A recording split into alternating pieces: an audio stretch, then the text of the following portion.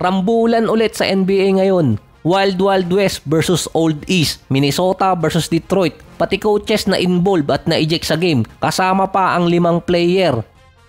Mainitin din kasi yung rookie ng Detroit, si Ron Holland. Akala siguro si Clarkson yung kaharap. Tinulak niya kasi sa isang pass break si Naz Reid, tapos dinuro niya. Yun, nagkasagutan. Pinatulan tuloy ng 2 veterano itong si Ron Holland.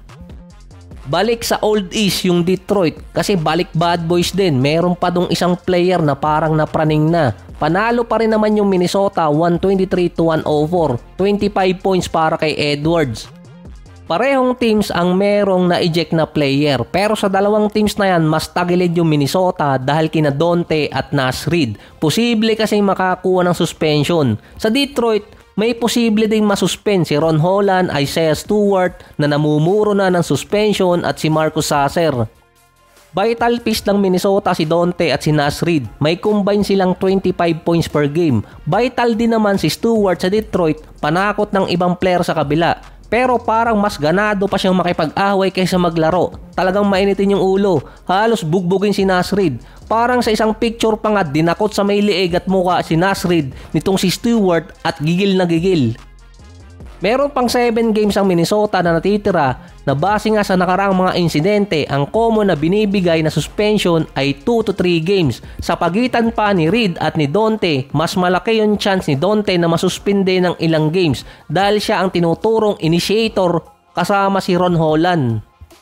Si Naz Reid naman i-review pa ng NBA committee kung anong ibibigay sa kanyang parusa or penalty. Si Isaiah Stewart naman parang wala din, malakas kasi ang backer. Repeat offender na siya, pinagsasampal niya pa habang nagkaagulo yung ibang player pati mga coaches doon pinagduduro niya.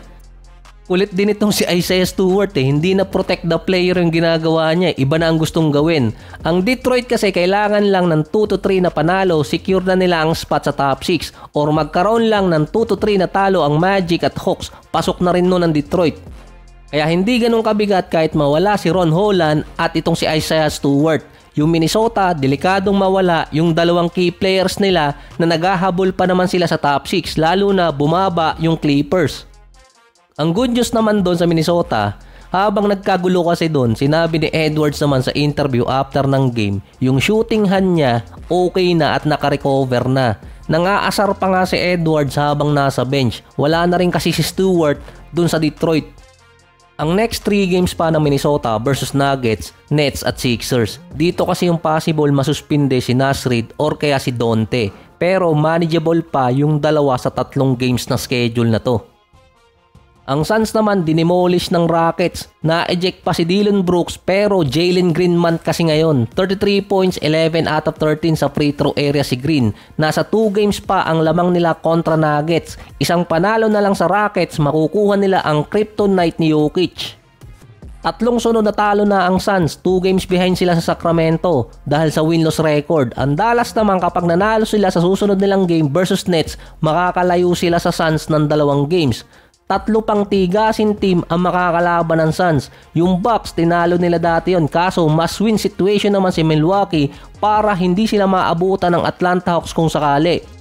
Susundan pa yun ng Boston tapos Knicks. Yung Golden State at OKC nasa schedule pa rin naman ng Suns. Pero sa schedule na yan, yung OKC at Boston, yun ang no-bearing game sa kanila. Kumbaga, hindi naman makakaapekto sa 2 teams na yon kung manalo or matalo sila. At kung gusto nilang manipulahin yung standing, kaya nilang gawin. Pride na lang talaga yung labanan dun. Malaki pa ang problema ng Suns dahil na-injured ang paa ni Kevin Durant at nireport agad na hindi na siya makakalaro next game versus Milwaukee Bucks. Hindi pa alam ang severity ng injury ng paa ni KD dahil idadaan pa ng MRI. Pero posibleng mawala siya ng medyo matagal dahil same injury ang nakuha ni KD. Ito yung since dumating siya ng Suns at parehong injury din na possible last year niya sa Phoenix Suns.